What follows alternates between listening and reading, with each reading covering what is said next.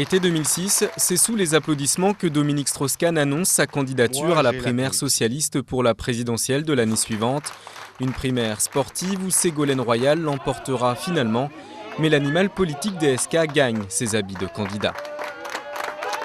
Je suis le meilleur rempart contre la politique de la droite.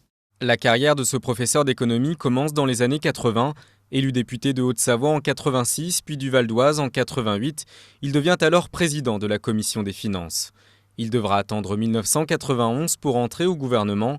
C'est aussi cette année-là qu'il épouse la journaliste Anne Sinclair. DSK est nommé ministre de l'Industrie, puis ministre de l'Économie et des Finances 6 mois plus tard. Il démissionnera de Bercy en 1999 avant d'être mis en examen pour emploi fictif, affaire dont il sera lavé de tout soupçon en 2001. 2006 sonne comme un échec pour Strauss-Kahn.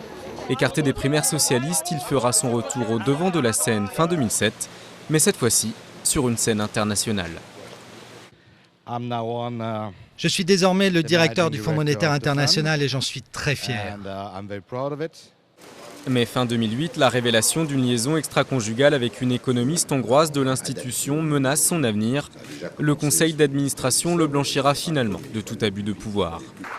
De l'autre côté de l'Atlantique, alors que l'élection présidentielle de 2012 approche, DSK est le candidat socialiste préféré des Français. Mais cet après-midi du 14 mai dernier, ses ambitions s'arrêtent tout net. Accusé d'agression sexuelle à New York, l'ancien ministre passe, à 62 ans, des dorures à la prison. Si ces accusations venaient à être prouvées, sa carrière d'homme et de politique pourrait être définitivement ruinée.